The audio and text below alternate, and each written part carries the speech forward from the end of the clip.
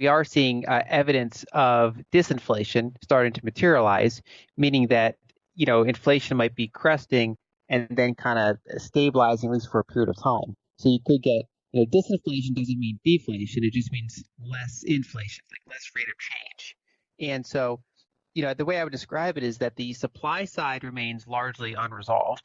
We basically have various supply side limitations, especially as it relates to energy and commodities.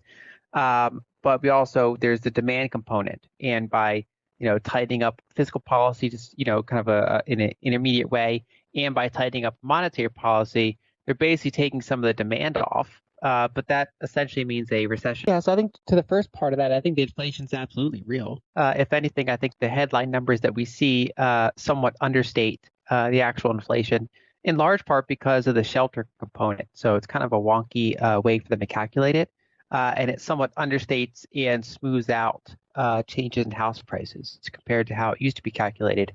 And so I think, the quote unquote real inflation is probably at least in the low double digits. So, kind of a few hundred basis points higher than it is now. But of course, everyone has their own, individual inflation basket because they all have their own, different things that they buy at a regular basis, the different weightings that they assign in their daily life. So there's no kind of one inflation metric, but I think if we were to have kind of a more consistent reading, we'd be at a slightly higher figure. Another thing that I think people have to keep in mind is that the strategic petroleum reserve is still being drawn down, and that's still expected to continue for a little while longer, and so that's putting somewhat downward pressure on oil prices. So I think right at the current time, I think we hit kind of a fever pitch in terms of inflation, and now that it's rolling over somewhat.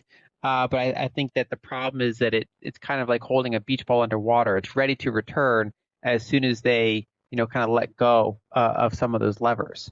And of course, there's other variables too. We have to see what happens out of China, right? Because China is a huge demand source for commodities and energy, and they're showing weak economic data as well. Obviously, the one spot where there's still huge inflation risk more than anywhere else is probably Europe, because they have the most severe supply side limitations. But I think that's kind of where the data is pointing at the current time. So I think they can take action around the margins, and I think we're seeing that show up in the housing market, for example, how that impacts mortgage rates and things like that.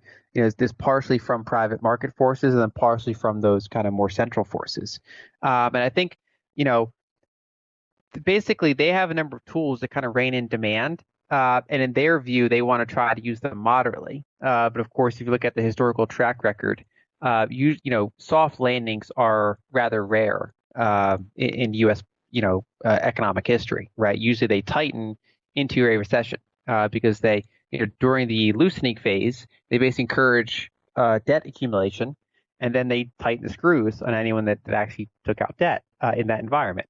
And so I think we're seeing that play out now. We're seeing a cooling off in the housing market. We're seeing some softness in the labor force around the margins, at least. So especially when you look at initial jobless claims each week, labor force participation, job openings. Ever since March 2022, we've seen kind of a softening in there.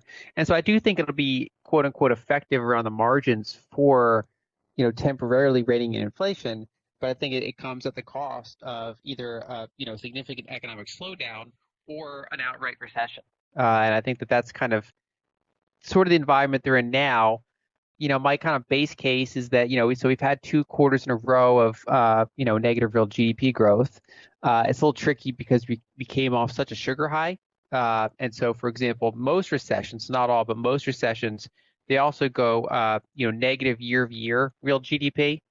We haven't hit that threshold yet. That's kind of like another arbitrary threshold. The very mild 2000s recession actually didn't quite hit that either. But like so far we have not kind of reached that threshold. But I think that if this kind of trend continues, I think we can kind of trend in that direction.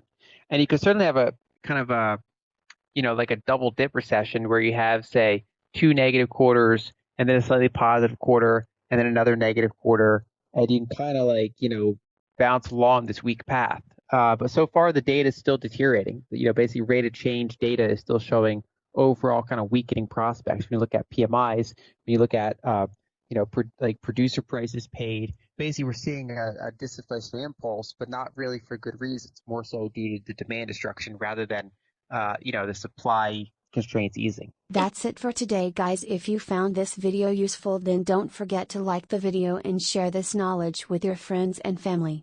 And don't forget to check out the full video, link is in the description. Thank you.